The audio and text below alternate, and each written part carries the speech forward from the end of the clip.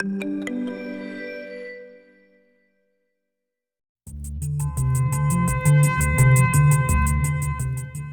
everyone, this is Jim Starkweather, the publisher of Kitmaker Network and Aeroscale, and we've got another Cracking the Box for you. Today, from our friends at MRC, we have the F-104 G/S Starfighter from Italeri. This is a 1/32 scale kit. It's a brand new tooling, a brand new kit, number 2502. And as you can see, it's a big kit. You can see my hands on here. Here's an Osprey book. Osprey book kit. Yeah, that's multiple Osprey books across the front of that thing. I guess this kit's going to be like 2+ feet when it's fully constructed, so clear some space on your shelves for this one. On the front box, I can see that they've got several things on here. Photographic reference manual is included. 2 super decal sheets for 10 different versions. Looks like they have 5 Italian versions, 2 German versions, 1 Canadian, 1, I don't know that flag, 1 Spanish, and 1, I'm not sure, Czechoslovakian maybe? I'll have to look. Actually, probably not Czech, because this is Cold War, obviously. It wouldn't have been the Czechs. So let's go ahead and crack her open, and I can see I'm being thwarted. And as you can see on the inside, we're immediately presented with those large decal sheets. Wow. All right, first off, we have the Photo-Etch on the front here. So the Photo-Etch looks like it includes seat belts, some cockpit detail, some other flight details, that brake lines, something maybe for the I'm not sure, but looks like some types of extra detail there. And we have 2 large decal sheets. This is the first one. And again, lots of Italian markings, Spanish markings, lots of detail on here. I'm going to bring it up to the camera just so you can see kind of the uber small detail once it focuses. There we go. And we'll have photographs at the end of this review, so if you are interested in seeing more detail, by all means tune in or skip ahead for those, or you can continue to watch the unboxing too. And then here's let me get the full background shot here. Here's the additional markings. I'm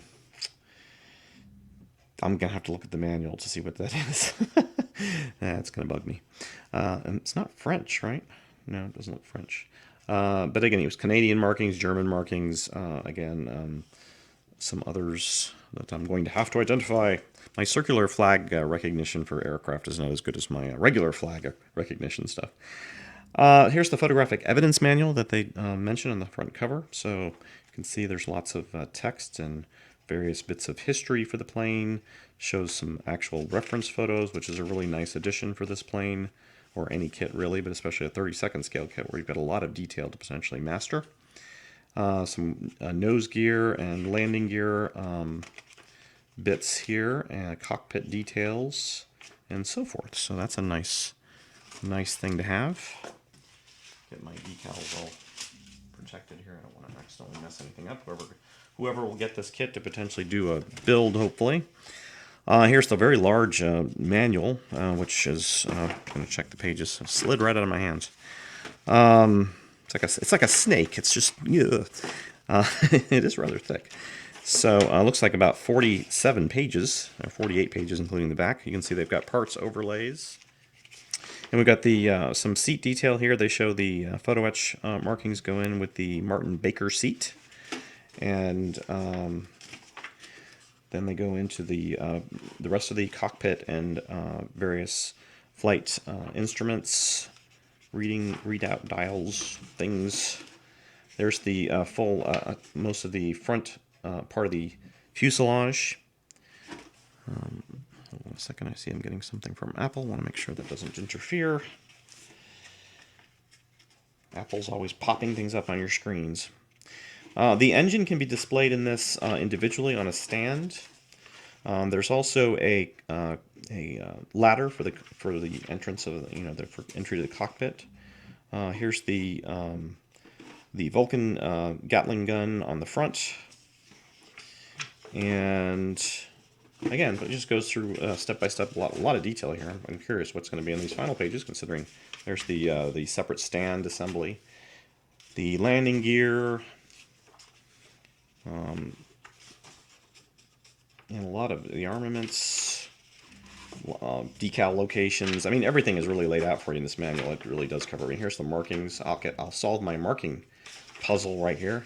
Initially, they've got the Italian markings, which they have 5 of those. Then the German, then the Royal Canadian Air Force, the Hellenic, the Greek. I always get that. Yeah, I never nailed that one.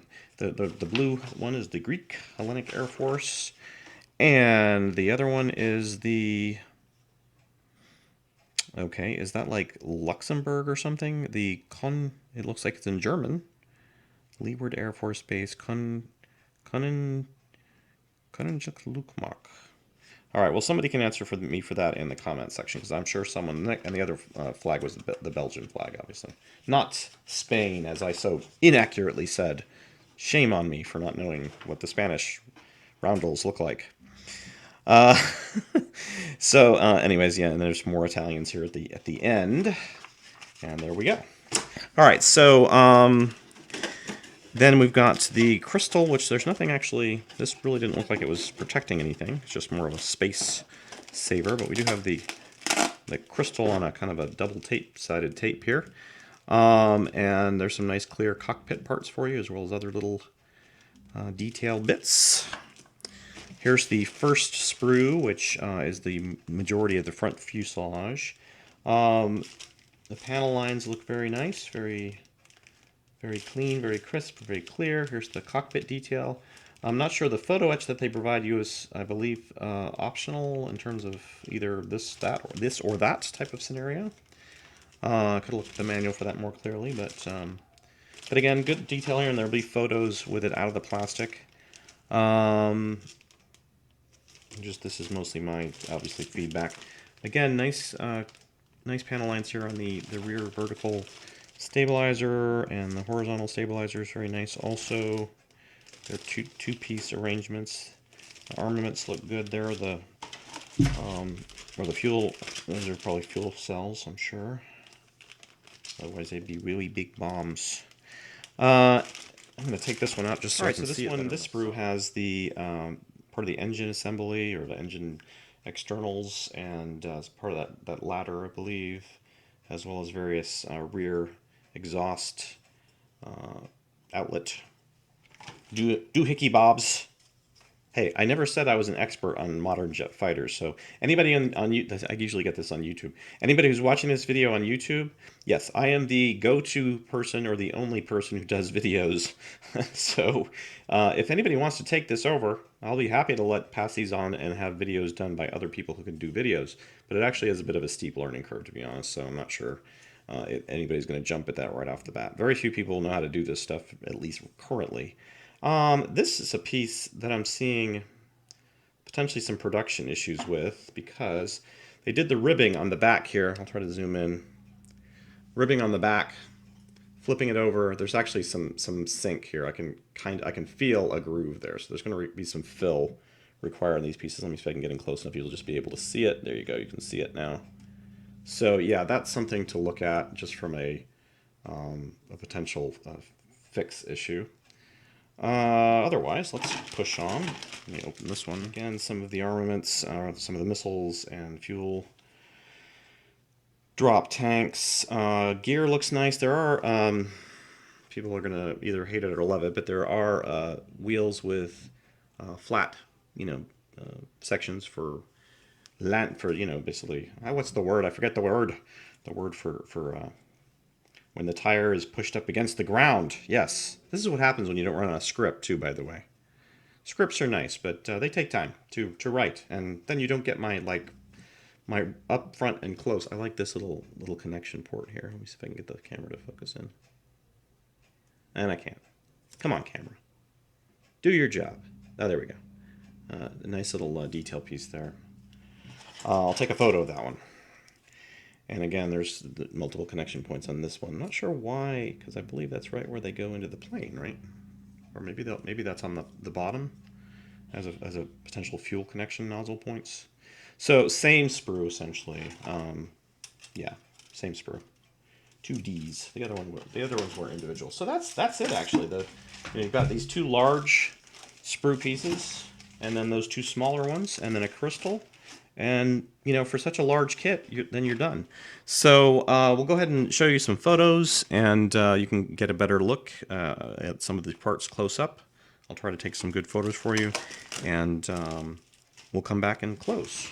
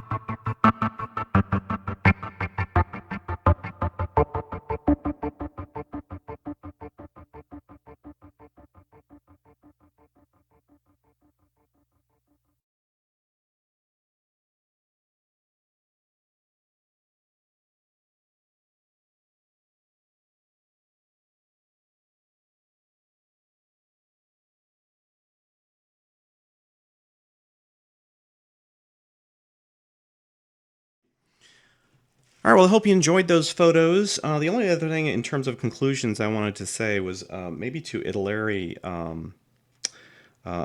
or direct or through MRC through other channels, but I don't like the way they package the box. Uh, these sometimes very fragile decal sheets should be on the bottom as well as the photo etch. Because over time they're sitting in a box, they potentially could, just get things rammed up against them. They're going to slide off, that type of scenario. Whereas if they're on the bottom of the box, it seems like that's just better from a packaging standpoint. Not a huge deal, obviously, kit construction wise, but I just think as manufacturers are spending all this time and effort these days on like things like the reference manual, right? Well, you're going to charge $100 and something for this kit, so it should be well protected and not have kind of silly issues where maybe things that were thrown in last. I just don't see why these couldn't go in first. I know it's probably a production issue on their end, like somebody checks to make sure that all these items are in, so they want to put the plastic in first and they lay these things on top. But I just like it when they're on the bottom. So again, a minor nitpick for the in terms of just the way the kit comes. But like I said, I hope you enjoyed those photos, and we'll be getting this off to someone to do a potential build, maybe a blog and a build soon, and hopefully we'll see that up within a month or two. It's good to see Italeri and other manufacturers, Italeri. It's good to see Italeri and other manufacturers producing new tools of kits like this. So I think it's a good, hopeful sign of many more things to come with the majors. Hopefully they're going to challenge, or at least hopefully they're being challenged by all these new companies popping up, and they're going to accept the challenge and say like companies like Airfix and others, the older companies have basically said, sure, we can do that. And I think that's a good attitude for them to take, to not essentially just kind of keep producing catalog items, but to essentially rise to the 21st century challenge of modeling. So again, good to see kits like this, and again, thanks to our friends at MRC for sending us this review sample, and we'll do our best to get it up on the site as well as this video very soon. Thanks for watching. If you have any comments or suggestions, please leave them below. And again, if you are interested in doing a build review / blog on this item, you can contact me at publisher@kitmaker.net. Thanks very much.